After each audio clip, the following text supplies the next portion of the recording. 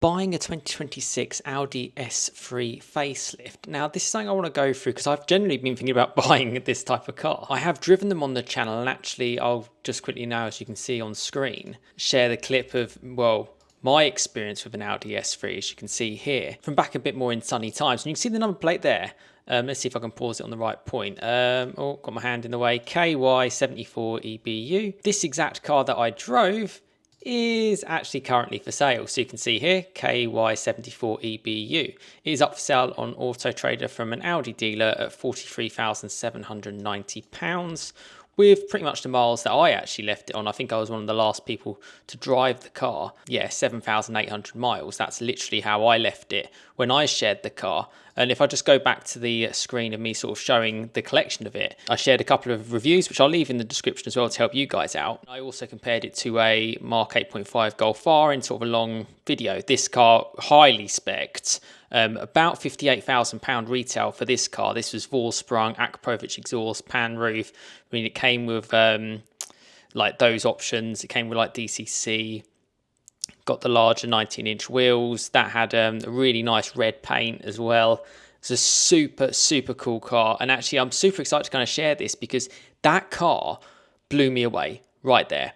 It completely surprised me. And if I just briefly pause it here, it really surprised me because of how much I really enjoyed it as a car that I would spend my own money on. It felt like, particularly with the facelift, having 333 horsepower now, it felt more like a Golf R while still having a lot more sort of daily ability to it. It wasn't sort of like skittish on its feet, if that makes sense. It was very stable. Whereas a Golf R, if you can push it a little bit more, they can sometimes get a little bit floaty and they can be a bit, step out a little bit more. Perhaps a little bit too much, whereas this sort of was reserved, yet was still super fun. And I do encourage you to watch the videos if you're thinking about buying one, particularly the one which is about a 55-minute video, really goes into depth with this car. And I had this car about a week after having a Audi RS3. And my conclusion was kind of like, this is the car I'd actually want to buy. This is the car that I'd actually want to live with. This is what I'd want to put my own money in, because it felt arguably quicker than an RS3 because it's a 2-litre turbo with the 333 horsepower, uprated for the facelift. It just didn't seem to have any lag. Perhaps maybe a little bit lighter as well without the 2.5 5-cylinder up front, and obviously a little bit cheaper too. Plus you're still getting all that Audi A3 goodness. I mean, this had like carbon fibre mirrors. This car had everything, tinted windows. I loved it. Not too shouty, no real huge big wings, but you know, if you knew, you knew. Even the red sort of S3 badge was sort of like hidden in a little bit with the way the colour was. And it was this car that's really sort of taken me in terms of thinking, oh wow, because you can get some in Daytona Grey which look cool, which I've got a list of a couple of used cars currently for sale. Facelift cars, I can't emphasise more that the facelift is the one to go for, and it's really difficult to work out which one's the facelift. It's basically from 2024, as you can see there, it's a 74 plate car, this one. KY means this was an Audi UK press car essentially, so it was used by journalists and bits. Yeah, bigger brakes, diamond cut wheels. It just absolutely blew me away, and it's quite nice to reflect on it. Obviously now I'm filming this sort of early February 2020. I'll say early February, we're on the 12th of February today, on 2026, to reflect kind of back on it, because nothing's really changed my mind. I think it's got a lot going for it. But the big change was the fact that it gained that extra 33 horsepower in the facelift. It had that torque vectoring, which was similar to a Golf R's, yet they just dialed it back a tiny bit, but more so than obviously it had previously. It sounded really good.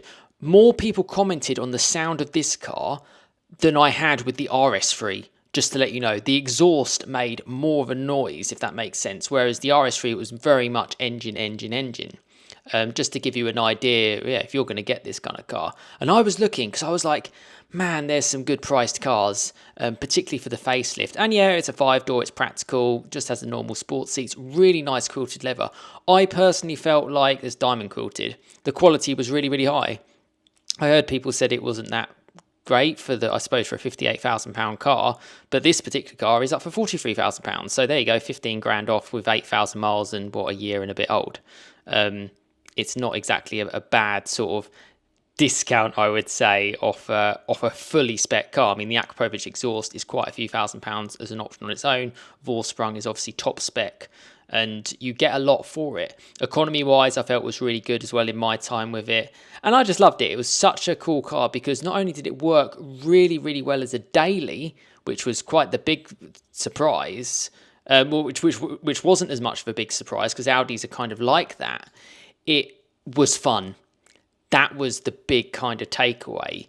It had that best of both worlds kind of thing. But let's actually just go into this. If I just quickly pause that and head in. So this is the actual car for sale. There's my car. I really enjoyed it. I thought it was great. Super cool, super fun. And at £43,790 for that sort of spec, considered as a great price from an Audi dealer. There you go.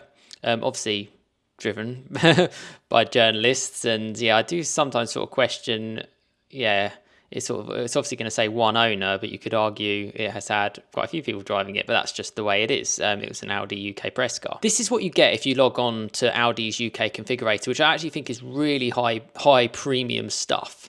Like, they really make it nice. You can get a few models of the S3 actually, and the main sort of changes on the facelift, you get a little bit of nip and tuck on the front.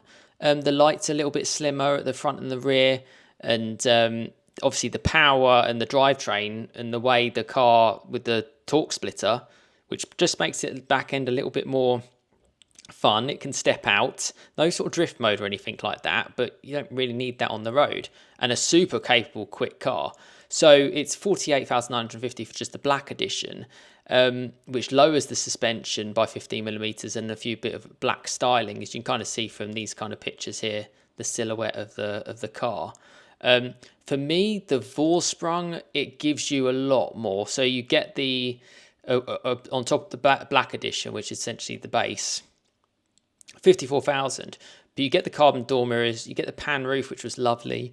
Vorsprung onto the ground as you exit. All those little packages really do add up. And one thing as well with Vorsprung is you do get dynamic chassis control, I believe. I mean, I always have to triple check this because the amount of times things change as well, off the options list is quite scary actually. So that's something that I certainly would recommend, and I don't believe you can manually sort of select DCC. You have to go for the pack, and the pack being Vorsprung. So let's just select Vorsprung from that kind of output. And then, 333 horsepower, not 64.7, but I mean, it felt quicker to me. You know, an RS3 would, you wouldn't be able to shake this off your tail, put it this way. It's only sort of 67 odd horsepower down. Plus, it just felt more instant at low speed. That's just how I felt. Decent torque as well. 7-speed DSG, they're all autos. Over sort of like 1,500 kilos in weight. Petrol, no hybrid, no nothing like that. It's got it all. So the progressive red was the colour of the car that you saw, and the car that I drove is a £600 option. I love the Daytona grey. I love a sort of pearl effect car, and actually that's what's kind of prompted this video, because there's one for sale quite close to me at Audi dealership in Hatfield, main dealer, and unfortunately it's not loading the pearl effect. That's the one thing about the configurator. You've kind of got to wait for it to load. There we go. And it looks super cool. You get the different sort of wheels. The wheels that were on, which on the Vorsprung, you don't have to pay for the option. I really liked the gloss black version of these, and once again, once it loads, you'll get to see it. The headlights, the matrix LEDs is just the standard. Sports seats at the front. I've never really been a fan of the diamond cuts. I personally would rather not be diamond cut. They look great initially, but in terms of like if you get one mark on them, the refurb process can be quite a nightmare. It's challenging basically, but they don't offer anything that's not sort of gloss diamond cut. Although it does say gloss turned alloy wheels, whereas that says diamond cut finish. So maybe this one isn't diamond cut. But from when I sort of spent time with it, it certainly felt, well, it felt diamond cut with that sort of more sheen to it. And then there's no real options. Vorsprung is as is, and that will come with everything. Oh yeah, the Sonus sound system was really good. It does make it confusing. This is why I hope my reviews have helped, and certainly when the weather starts to improve, as we, oh yeah, there we go. There's the damper control. So that's what you want. And you don't get that with the standard black edition. So that's the car that you can spec, and it's sort of like £55,000. From what I can see there, you can't spec the Akrapovic exhaust, which is what you could do on the red car. Hence the price being more. But yeah, this car about £54,500, and it was 57 with the Acra. But on the used market, you can get a car from as low as £32,900. Now, the key thing for me is to make sure it's a facelift, and I've spent ages trying to find out. This is just a standard car. Hasn't really got too many options, and it's up for £32,900. It's done 15,000 miles. It's really hard to tell if it's a facelift, but if you go to performance, that's where it says. If it says 306, it's not a facelift. It has to say 333.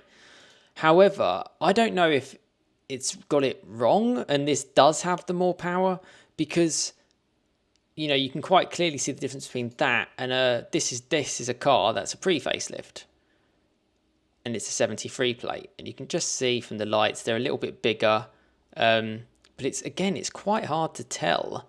And again, if you go to the specs and features, 306, you have to find a car like this one, KY74 Ebu, which I drove, which you may have seen on the channel. That's why you're possibly tuning into this. You need to see that 328.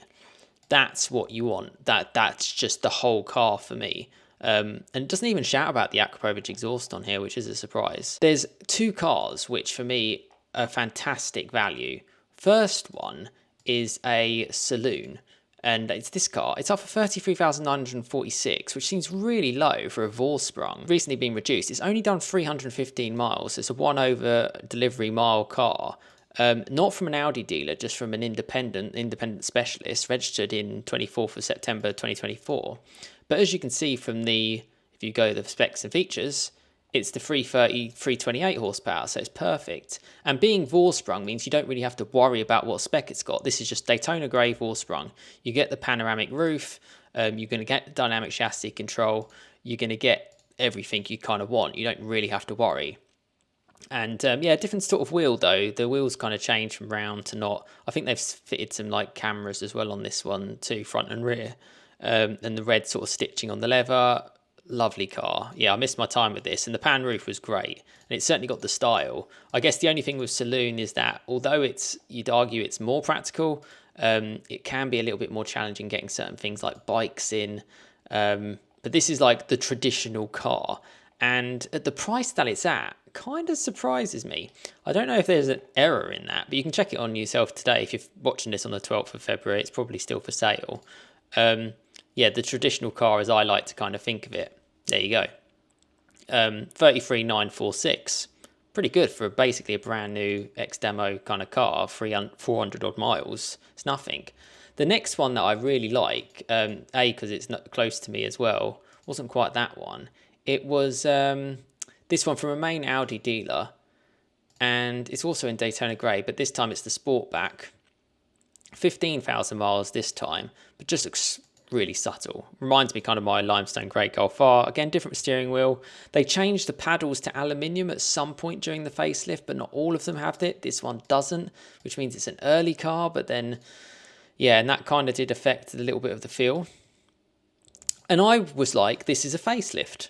And from what you can see, it looks like a facelift. And yet, actually, that does have the metal paddles. The one that I drove, interestingly, which doesn't really make any sense, this red car doesn't have, because I remember it, doesn't have the metal paddles. It has the plastic one, round steering wheel. Whereas you look at this, we make our way, can you see it's got the metal pedals and the lower shaped steering wheel. Now, I believe this car, despite looking like a facelift, isn't a facelift. And if you go to the specs and feature and check the performance, that is confirmed with 306 horsepower. So that's the thing you've got to look out for. So the big car for me is this one at £34,000.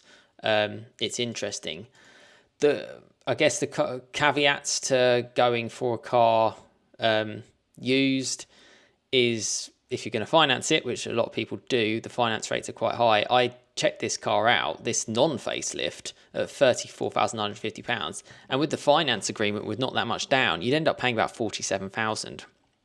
And for a car that's not even a facelift, I wouldn't do that. There's my kind of like little overview of buying an Audi S3. So I'm going to put it back on the car that you could buy because it is for sale. Go for the facelift. I think for me, a car sort of sub £35,000 with low miles, facelift, I think that offers so much, particularly as you're getting RS3 style looks, perhaps a little bit more subtle, plenty of performance, plenty fun, and is a big alternative to a Golf R, which I love on the channel.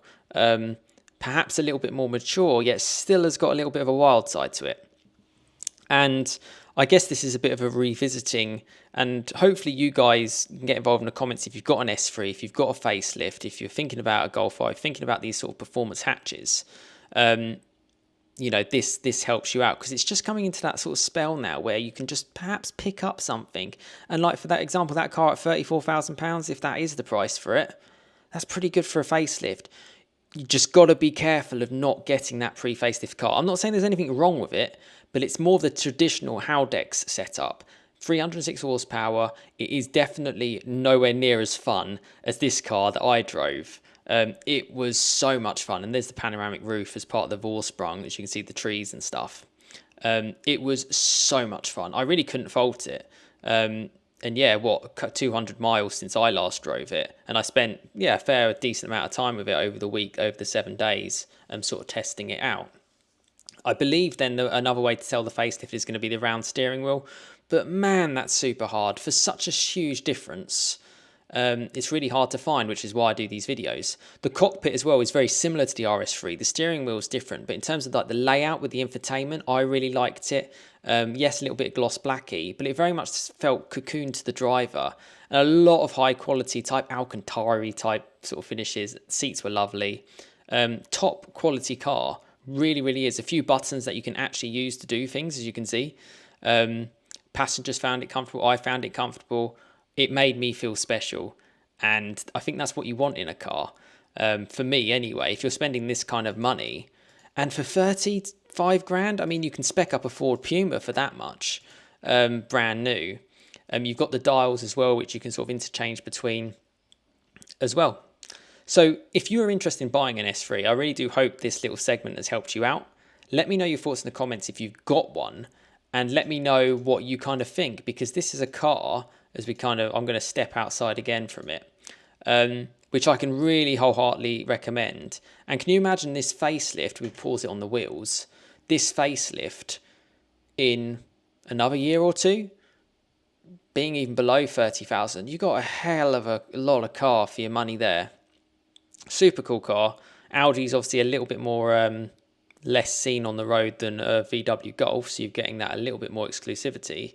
And just a brilliant car, and well worth doing a little bit of a video on it. So let me know your thoughts in the comments, and I'd be really curious to know owners' thoughts as well on this car and the facelift to potentially the pre-facelift too.